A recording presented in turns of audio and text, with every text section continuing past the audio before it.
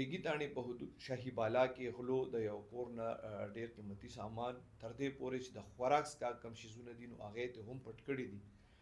دې حوالې سره چې ریګي تاڼې کې کوم اف ای آر درج شوی دی، خان محمد نومي کس دی، دی وایي نامعلوم کسان د دې کور ته راغلي خو د دې د کچن نه د شپې تقریبا ډېر زیات سامان دی. کچن کې چې کومې شمسیانې وي هغې هم پټې کړي دي، بیډ کرانې هم پټې کړي دي، په ګلینډر مشین پروت و هغې هم پټ کړی دی، پکې هم پټ کړي دي. او دی وایي چې په کچن کې کم اوړه او غوړي پراته نو هغې هم پټ کړي دي. نو مطلب دا څه ډېره عجیبه شانتې خبره ده چې اوس د خوراک څیزونه هم دا د څوک په کور کې نه پرېږدي.